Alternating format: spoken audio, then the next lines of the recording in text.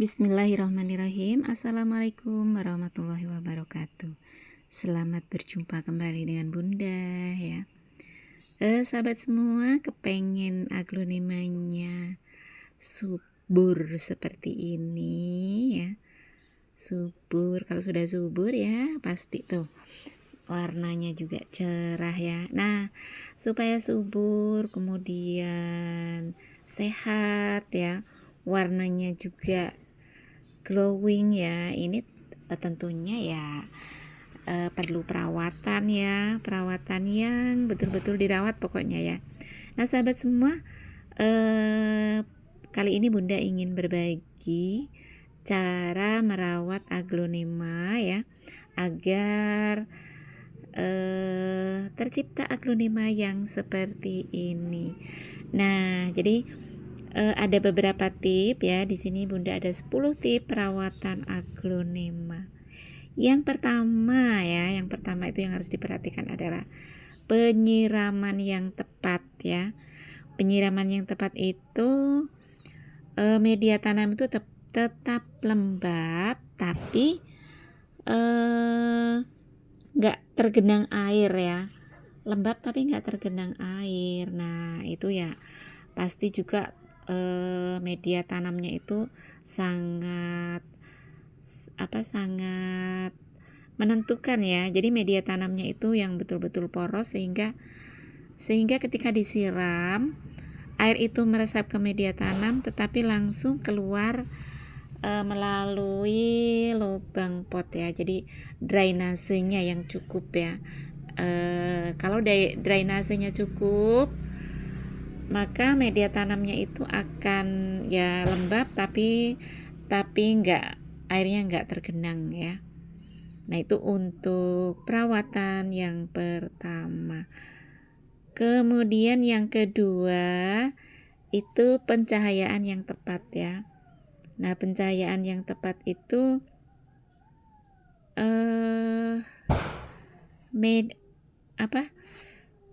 aglonema itu kita letakkan di tempat yang cukup mendapatkan sinar matahari, tapi sinar mataharinya itu enggak langsung ya, tanpa perantara gitu, jangan ya. Artinya pencahayaan matahari, sinar matahari itu cukup, tapi harus ada perantaranya ya. Contohnya ya di bawah paranet atau di bawah tempat yang rindang. Nah itu jadi mataharinya itu, sinar mataharinya itu nggak langsung mengenai ya. Kemudian suhu yang tepat ya. Yang ketiga itu suhu yang tepat ya. Nah suhu untuk aglonema itu antara 20 sampai 30 derajat Celcius. Jadi nggak bisa terlalu panas. Oke lanjut, yang keempat itu pemupukan yang tepat ya. Ya kalau untuk pemupukan itu pasti ya, karena agar tanaman itu subur ya harus didukung dengan pemupukan. Nah pemupukan itu bisa pupuk alami ya yang ramah lingkungan. Contohnya seperti yang baru saja Bunda upload, kalau Bunda itu menggunakan pupuk menggunakan air kolam ya. Tapi kan nggak semua sahabat punya kolam atau dekat dengan air kolam. Nah kemudian kalau nggak seperti itu, pemupukannya gimana? Yang penting pupuknya itu seimbang dan diaplikasikan secara teratur ya. Nah umpamanya yang mudah ya itu menggunakan mutiara atau NPK ya. Jadi cara pemupukan itu ya ditaburkan dan juga jangan terlalu banyak ya. Kalau untuk satu pot seperti ini Bunda, kalau menggunakan saran Bunda itu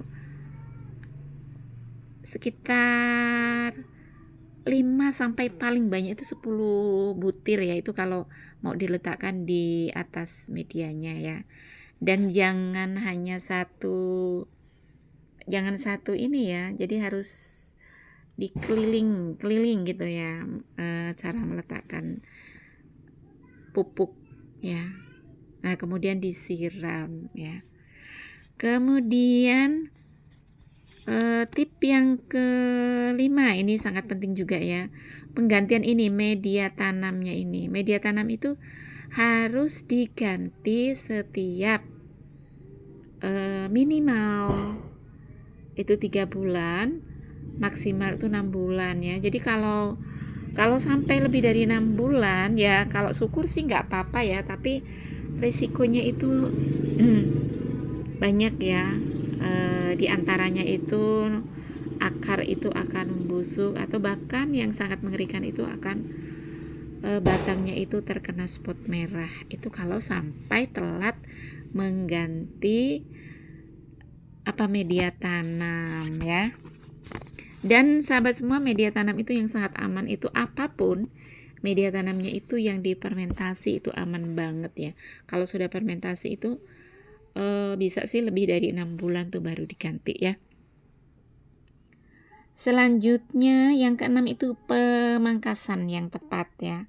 Nah, pemangkasan ini tentu kalau sudah ada daun mengering ya. Artinya mengering di sini adalah daun yang sudah betul-betul tua. Nah, itu perlu dipangkas daunnya karena kalau dibiarkan walaupun sudah tua itu akan ikut berlomba untuk mendapatkan nutrisi. Makanya harus kemudian ranting-ranting atau ranting ya, kalau ada ya yang kelihatan kurang sehat gitu harus segera dipangkas ya. Nah, kemudian yang ketujuh itu pengendalian hama ya, atau periksa secara teratur ya, agar mendeteksi hama ya. Jadi makanya kalau kita punya aglonema itu memang harus selalu diperiksa gitu ya. Jadi ketika terserang hama kita sudah bisa mendeteksi sedini mungkin ya, bisa mengatasi sedini mungkin ya.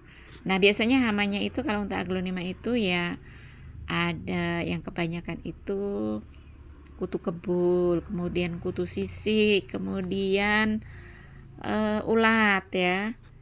Nah, itu ya, jadi kita harus betul-betul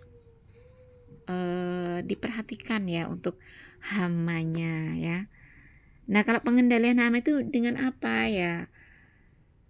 Ya kalau sudah parah, sudah banyak itu ya bisa menggunakan pestisida, tapi pestisida yang aman. Nah, untuk mencegah itu kalau bunda yaitu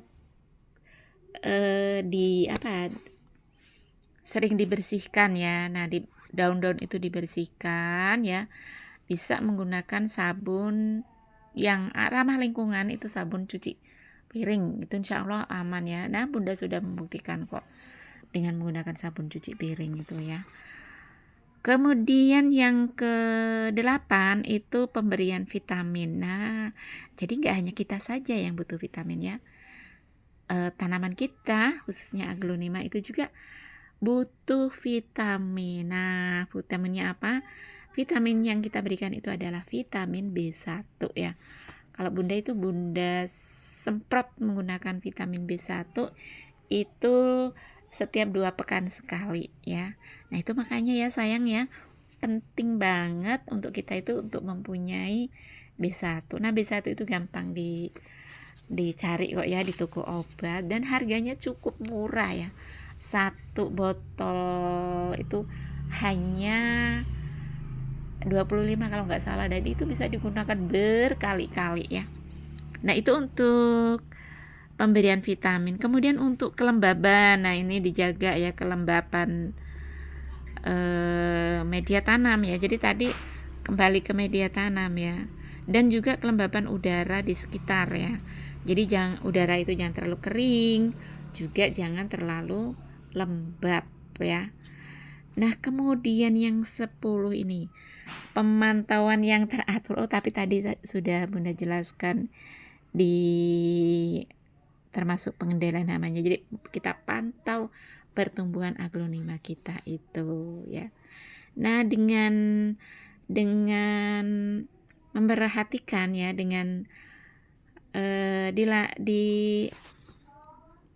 ini ya 10 tip perawatan aglonema itu ya.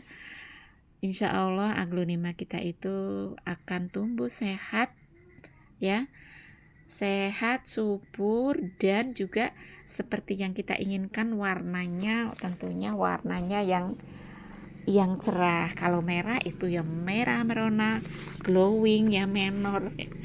Kalau yang